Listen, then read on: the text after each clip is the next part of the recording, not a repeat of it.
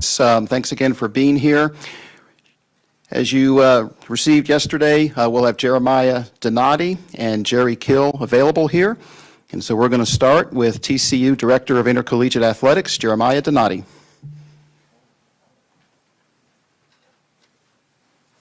Thank you, Mark, and thanks everyone for being here. Appreciate you coming on short notice to visit with me. I'll make a few opening remarks, and then we'll open it up for questions before I turn it over to Coach Kill. These last few days have been really tough. Tough on all of us here in the athletics department. Tough on the TCU community. You know, it's frankly a place that was almost kind of unimaginable not too long ago, and so it's just I acknowledge and recognize that it's been a tough time the last 48 hours for all of our Horned Frogs out there, but I promise you there are brighter days to come. Gary Patterson is a TCU icon. He's built this football program. He's helped build this university and this community, and we're forever indebted to his incredible contributions to Fort Worth, to TCU athletics, and to TCU football. But he's more than an icon. He's a friend, he's a colleague, and he and Kelsey are family. They always will be. And not just to TCU, again, to the entire Fort Worth community. As our press release said, Chancellor Boschini and I met with Gary on Sunday and informed him we'd be making a head coaching change at the end of the season. We told him that he would always have a place here at TCU, and that we wanted him to remain within the athletics department in another capacity. As soon as we had come to this decision, we wanted to let Coach know right away. We felt that was the fair thing to do. Out of respect for Gary, we did not want to engage in a search firm without sharing our plans first. We felt that was fair. It wouldn't be fair, rather, to do that. As you all know, the early signing period, December 15th, you've really got to get a head start on what your coaching situation looks like before you get in there. And we felt like letting Gary know as soon as our decision was made was the right course of action. Ultimately, Gary thought that it was in the best interest of the team and the university for him to step away now rather than coach through the end of the season. And he told us that he would prefer to explore other options rather than playing a new and different role within the university. And so we mutually agreed to part ways at that point. I respect his decision and his judgment and what he felt was best for this transition, and best for his team, which he made very clear was the most important thing, and ultimately for the school. So that afternoon we negotiated the broad strokes of an acceptable agreement that would release him from his contract and allow him to step away immediately. And after that moment, I asked Coach Jerry Kill to step in on an interim duty, which he gracefully accepted. We're still working through that agreement, so it's not appropriate this time to make any further comments on what that agreement looks like. But I would tell you that Coach he's been unbelievable in this transition. He's shown a ton of class and professionalism. This has not been easy for any of us.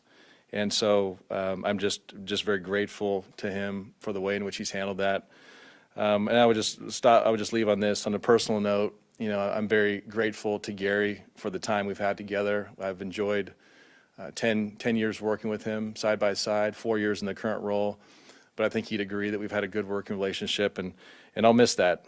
We've had some great times together, and so I know I speak for the entire TCU community when I say that to he and Kelsey that we'll miss them, but we know they won't be far, and ultimately we wish them the very best. So at this point, I'll take questions.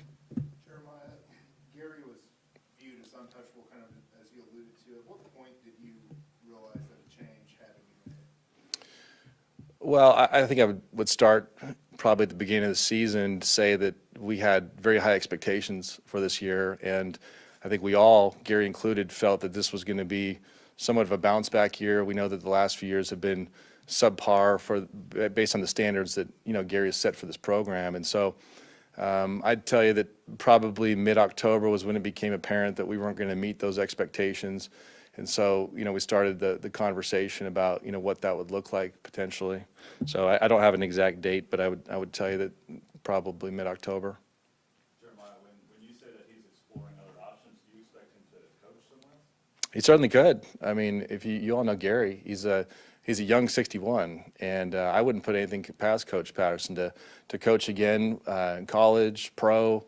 I know he has a lot of other interests too, and so I hope he takes some time to think about what he wants to do, because he's got a lot to offer the game of football, and I don't think that that's over necessarily.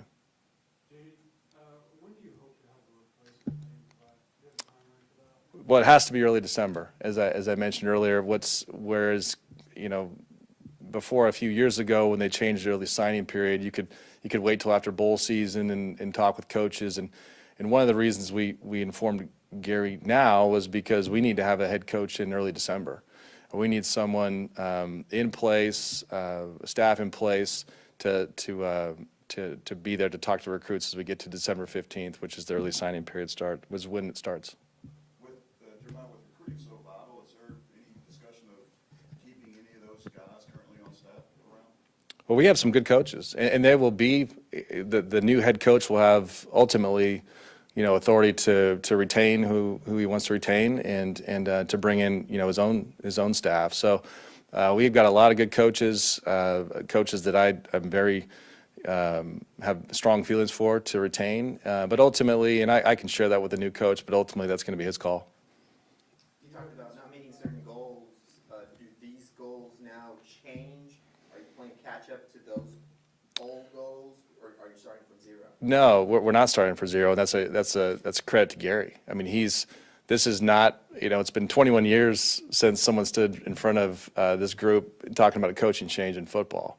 What he's built a top 10 program, and the interest we're receiving already, indicates that. So this is not a rebuild.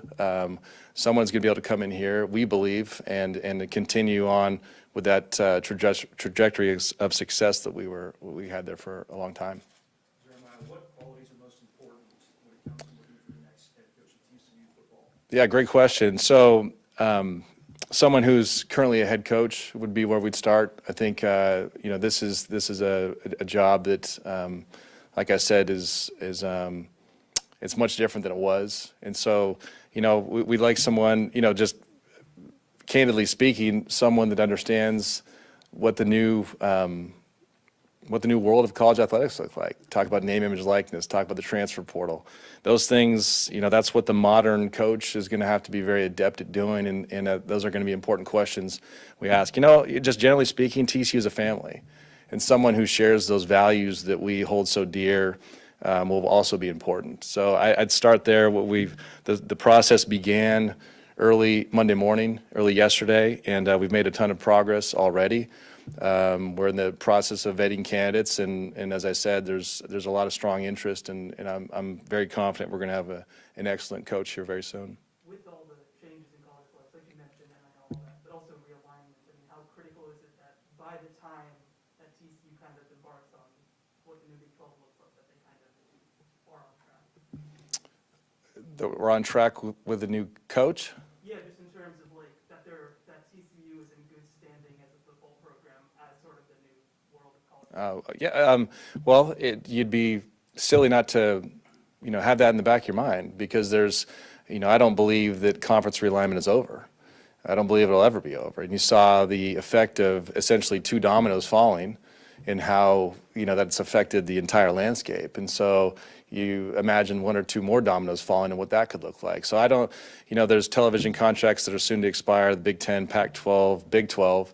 And so it's very conceivable that there's more movement to come. And so, it's my job to ensure that we're always, in the best position possible. So there's nothing probably more important with regards to that than our football program. So to answer your question, this is a huge hire. Sorry, Jim, with the creation of the transfer portal, do you address your team to make sure that they don't leave? Because I think there's a paranoia about that with all college programs, that guys are just going to leave, and given now the uncertainty with coaching situations, you have to address that. Sure. And, ultimately, it's going to be, their choice to stay or to go once the new coach is in place. I met with the team Sunday evening after the news came out, and I just, and I'm in the process of reaching out to them, because I want to get a chance to allow them to speak into what their experience here has been. We make a lot of promises, a lot of big promises to recruits, and we want to make sure that we're fulfilling those. And so a lot of this right now is looking at the program, making sure we're delivering on that promise. But ultimately, it's going to have to be a fit for those kids, and they're going to have to understand what the coach's vision for that is before they make a decision to stay or to go. I realize that with any coaching change, you're going to have some people that are going to want to leave. And so that's just comes with it, but you'll probably have some people that will come to TCU specifically for, whatever the new coaching situation looks like. So it's fluid is what I tell you, Mac. I mean, it'd be silly to, try to convince a kid not to make a decision before the new coach is here, though. Jeremiah, was there any way Gary could have stuck around till beyond this season, or did you kind of make it clear that you weren't going to retain him? Yeah, we made the decision to not bring him back for the 2022 season, and thank you for bringing that up, Drew. I do want to make one clarification because this really needs to be said. There's some bad information out there, and naturally, when this happens quickly, you can't totally prevent that. But there was a report that I gave Gary an ultimatum to terminate Doug Meacham and Jerry Kill to retain his job, and I tell you that is 100% false. That was never presented. I know that, Gary knows that. So it's unfortunate that's out there because Doug and Jerry are working their tails off, and that was never presented. That was never an option that Gary could have considered. So I want to make it very clear that was never. That's not accurate. Well, and kind of going off that, like a guy like Gil Brandt's, the TCU should be embarrassed about how this Gary Patterson's tenure ended. I'm sure this is not what you envisioned. No. Mid-season departure, right? No, this is not what we envisioned at all, and it's certainly not what we wanted, and not what Gary wanted. So, it's probably easy to say that, but ultimately, we had, as I said, we have very high expectations for this program, and that's because of Gary.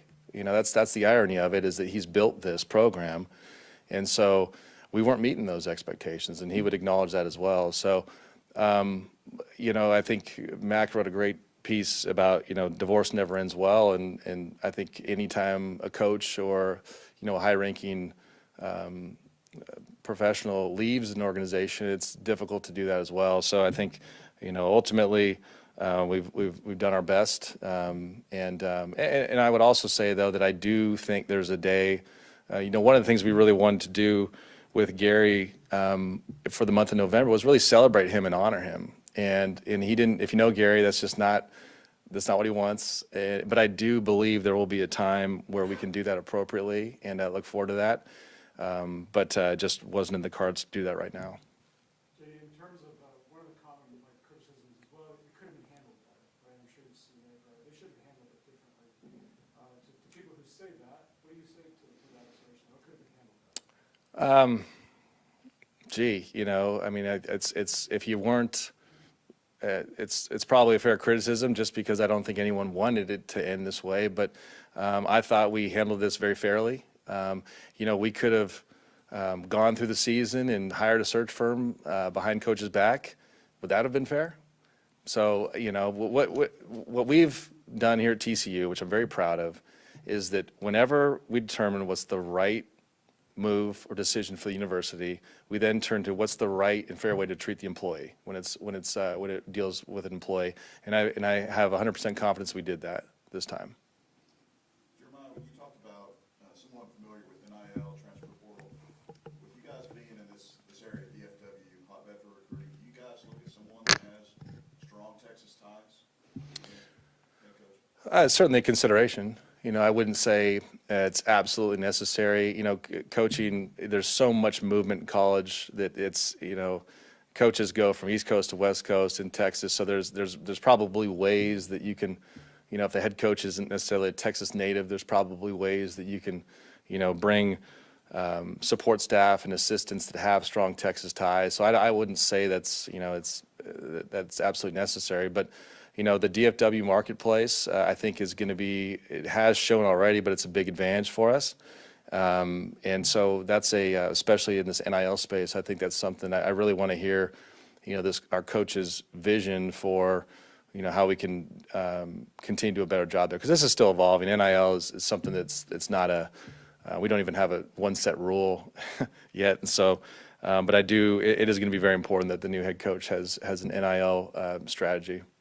Jeremiah, over the last couple of days, obviously several recruits have reopened their commitment and just decided to look at other schools. How much of an effort are y'all making sure that there's not complete fallout there, or is that just something you consider inevitable given the situation? Good question. And I have all of their names and numbers, and so I will be reaching out to them just to share with them, my thoughts and what I just shared with you, kind of my vision for the new coach. And also just, we will honor those commitments for those that have already committed to us. But, we're going to, obviously the new head coach is going to have a big say in, what their role is with the team. But I will be reaching out to every one of the commitments. I believe there are 11 so far, so they can personally hear from me and share with them my thoughts.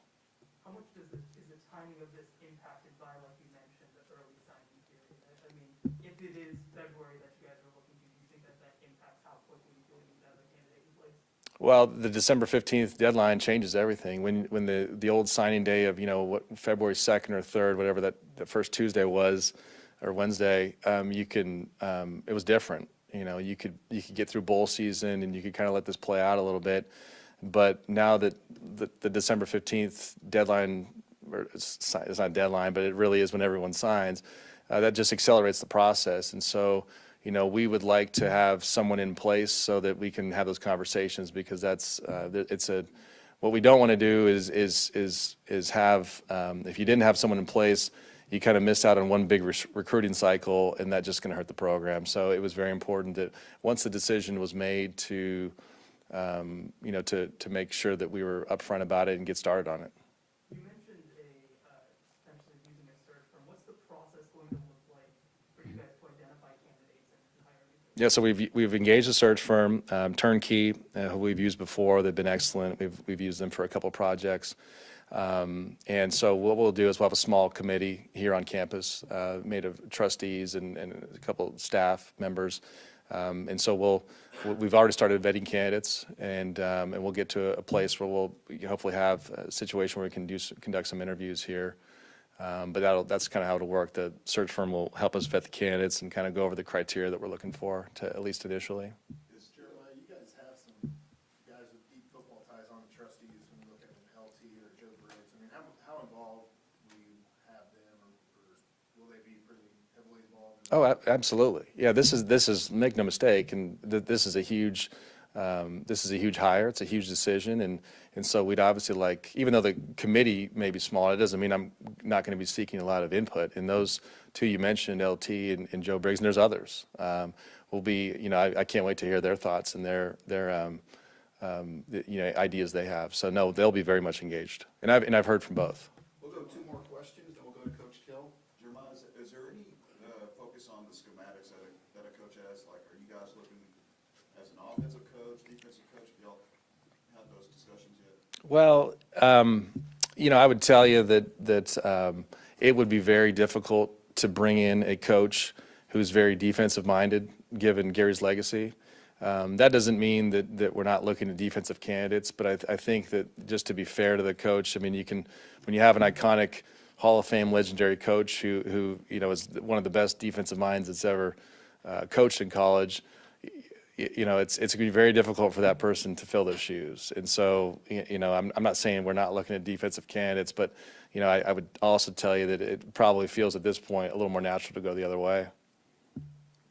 Let's look at the job marker, LSU, USC, some blue blood openings out there. Where do you feel TCU stacks up with some of these other openings? Well, just perception-wise, probably right behind them. I mean, obviously LSU and USC have won national championships more recently, but and they're two outstanding universities and great football traditions, but I don't see why we're not right there behind that. Thank you. Thank you, everybody. Thanks for being here. We'll now be joined by interim head coach Jerry Kill. He'll make an opening statement and then take questions.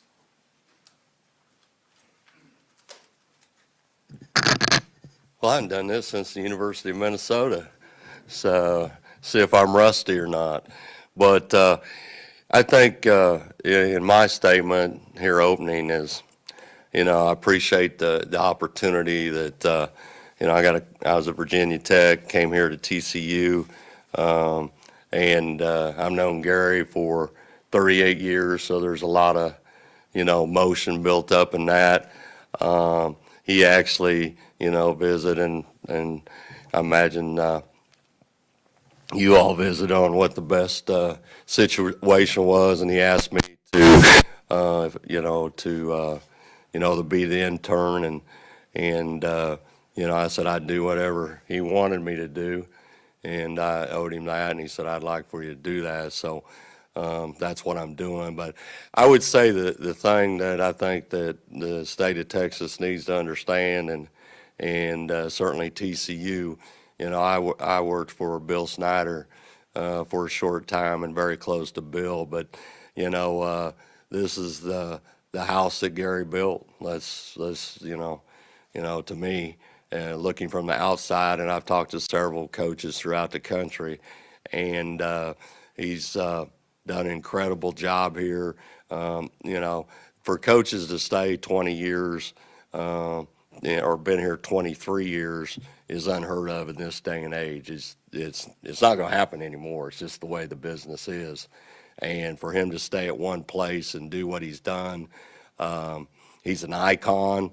As several people have called me, he's a Hall of Famer, and probably won't take very long to be a Hall of Famer. Very well respected in the profession, and I'm glad to call him my friend. Even though I didn't coach with him all these years, everybody thinks I coached with him, but I didn't, except for these last 2 years. But he's had a hell of a ride, and most coaches don't get to say that really, with what he's done. And I know that everybody that's worked for him, everybody that knows him, there's deep respect, and there's no question, So ask Jeremiah about coaching. There's no question he'll be coaching again. Come on, y'all know him, and he'll be coaching. I know what he'll be coaching. He says, "Coach, I want to be a consultant," And then after what I heard today, he may not want to be a consultant. So I never, maybe a consultant's not a safe thing, But anyway, he's special, and I hope that you all understand that. And what you see sometimes is not what you get behind closed doors.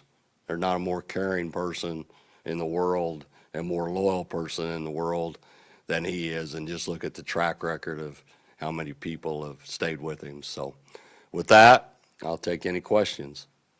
Jerry, how do you keep the team engaged these last couple of games, especially, and the staff for that matter, especially with such a big coaching change going on? Well, I've done it a long time. I think that helps. I know I feel like that, we just went to business. Gary said, go to practice. We went to practice, and we carried on regular business. And, coaches all understand, we understand where we're at. And the way you do it is like anything in life. You roll your sleeves up and you go to work. And that's what we've done. I mean, our coaching staff right now is doing a heck of a job with preparation and getting ready for Baylor. And, we got to get some healthy kids. I think that's the biggest problem we've had all year. We just, we've been beat up all year. And, but as far as the transition goes I think that's a lot up to me, and I've been through it. I've built programs and built them up, and this is unusual to take one over with 4 games left, but really the principles and those things don't change, and you just do what you do, and you owe it to the kids, So every coach in there, we didn't get in the business back, I got in it 40-some years ago. I didn't get in the business for money. I got in the business for kids, and most of those people sitting in there have gotten in the business because of, us older folks, I guess, have gotten in the business for kids. And our coaches are going to bust their butt for the kids. And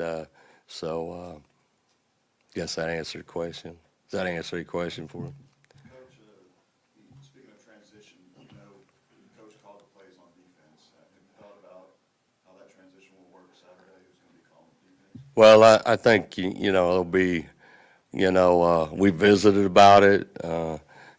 Chad's the defensive coordinator and has been, and then, he'll be working with the staff. We haven't sat down and just said, where we're at. We'll try not to break too much of that up, but, there's always been a couple people involved, Now, Gary being the man, so to speak, there's always going to be a change there, it's going to be different. But, I think our coaches have been so well trained by Coach. I mean, they've been in there every day, and for I don't know how many years, his blueprint is on that thing. So I think we'll be fine. Coach, have you had a chance to talk to the team yet, and what has your message been to them, and what's the mood like in the locker room? Shoot, I started coaching that team. I don't know, Gary said we're going to practice at 5:30, and I was coaching the team at 5:30. And like I said, I've taken programs over before, so it's not something that, I talked to the offense or defense first, talked to the offense before they started, and then I talked to them as a group, and thought it went well. And I think the kids here respect me. I've been around them enough, and we'll go to work today. Got a good game plan, and we'll go to work today and get after them. And nobody's going to be Gary Patterson. All right, I don't claim to be Gary Patterson, or anything like that. There's only one of them. There'll never be another one. Okay, but I've been fortunate to be around a lot of good people too, and I'm just going to be me. The atmosphere with the kids. What's that? How's the morale and the atmosphere with the players? I think anytime you set a room and you're not going to have your head coach, I think they were crushed at first, but I think probably the best thing we did, and I wasn't sure about it, was go to practice and get started, and we'll see a lot more today, where they fit and how they feel, but I haven't had talked to several of them yesterday, and I haven't had any negative feedback whatsoever, and we've been, Jeremiah talked about recruiting. We're still recruiting. We got our recruiting people recruiting, our coaches, and trying to hold kids in and talking with them. And you're always going to have a kid who's going to fit. We're trying to say, hey, stay in here with us till we get the new head coach in.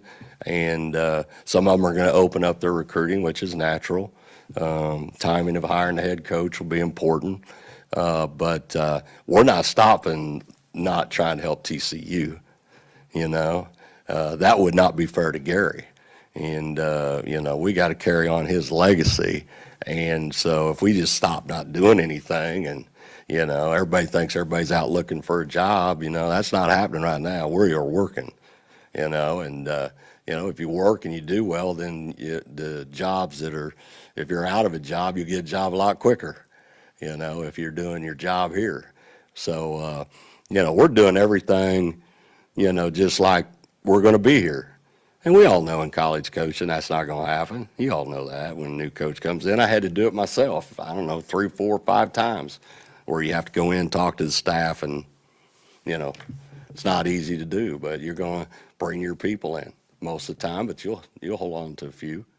But we're the worst thing we can do is let it slide. Then that doesn't look very good. And we got plenty. We're young on offense, and basically we sat in here and had 55 kids that sang the fight song for the first time ever, here at TCU. So it's not like the cover's empty. It's just beat up, really beat up. So, that's our job. We're here to represent TCU. Gary's going to represent TCU. He loves Fort Worth. He ain't going anywhere. And so we'd let him down if we didn't get those kids to play hard. And that's our job. We got to get the kids to play hard. That's what we have to do. It's what, and I have to lead our coaches. That's what we have to do, and get their morale going. And And we'll see if we can do it or not, you know. That's part of the challenge. I like challenges, though. It's probably been a long time since you answered a quarterback question, but have y'all talked about Max and Chandler this week and who goes there? Shoot, I had that question asked every time, every week at Minnesota. You know, everybody wants to know who the quarterback's going to be and that kind of stuff. I'm really not ready to answer that question. I'm not dodging the question either. But, you know, right now, you know, Max, everybody knows he's been playing, you know, with a bone fracture. And, you know, it's starting to take its toll on him. There's no question about that. Don't rule him out or anything because we could have done that last week. And he just keeps fighting and so forth. But we're also not going to put anybody in harm's way either. And so today's going to be an important day on that evaluation, Tuesday and Wednesday, and then we'll make that decision and move on. But that's being honest as I could tell you. I wish I could tell you, but that's as honest as I can tell you right now because, you know, I need to see how Max is today. Jerry, just, you've been around the industry for so long, just how much has it changed with the NIL and the transfer portal and whatnot, and you know? Yeah, I was head coach, I guess, 6 years ago. I don't know, somewhere in there, 5, 6 years ago, and my whole life changed. And but you know, I've never seen anything change in the last 6 years like it has when I was coaching in Minnesota. It's unbelievable. Most time it takes 10 or 20 years. I mean, this game's changed in the last 6 years more than any game I've ever seen. And you know.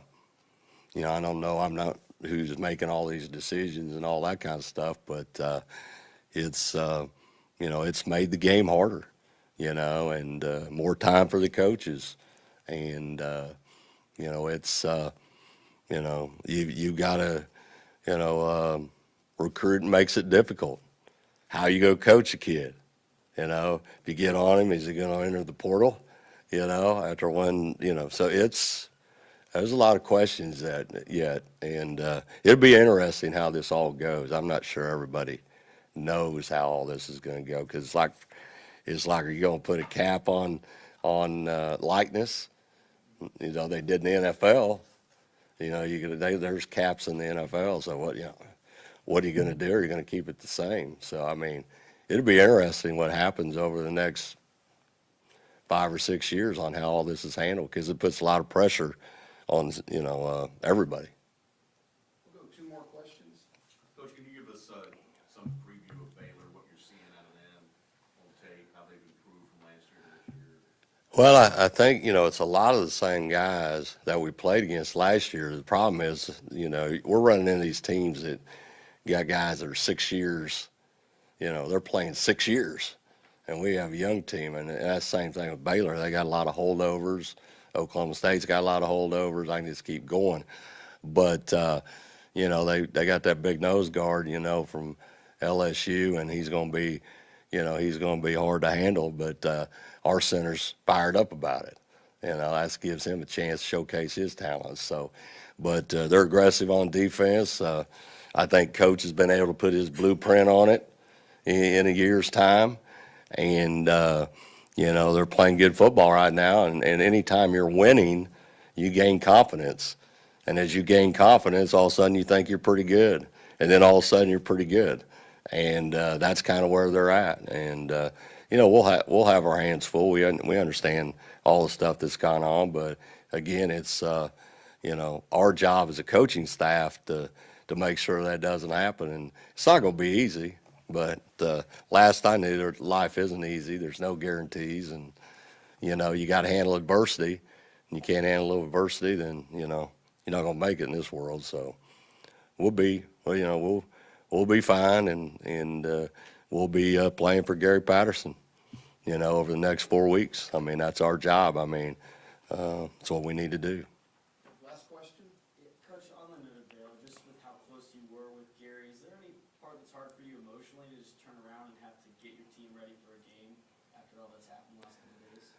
Well, yeah, I mean, there's been a lot of emotion, you know, a lot of emotion, you know, I mean, but it's my job to represent him and TCU. And so I can't sit around and feel sorry? Is there emotions deep down, and is there emotional, on, what was it, Sunday? And yeah, there's emotion, and it's difficult. It's a difficult profession. And, but he'd be disappointed. He knows me. He'd be disappointed if I sat around and feel sorry for myself and feel sorry for him and all that kind of stuff. 5:30 he told me he needed me to do the job, and that's what I've done. I just went straight ahead, and I got all kinds of text messages. I don't know. I can't count them all. I hadn't returned one of them. I ain't got time. I ain't got time to return text messages. Don't worry about me being on Twitter. You're not going to get a hold of me on Twitter, Facebook, whatever other stuff's out there that I'm not going to deal with it. So you can say anything about me. I guess somebody already has. And I mean, I can't figure that out at all. Cause I'm not calling plays and all that stuff.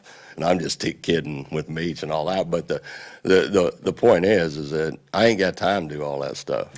And I've got to make sure that I take care of the football team. Why I'm here is because of the players and Gary Patterson, and I've been asked to put in this position to do it because I love, and I've coached all my years for the players, and I will continue to do that the best of my ability over the next 4 weeks, and then it's all I can do. Give you all my best and give Gary all my best and the administration. That's my job at TCU. Thank you, Coach. Thank you. I appreciate it. Appreciate you guys coming. You picked up your credential for Saturday. It's in the box here.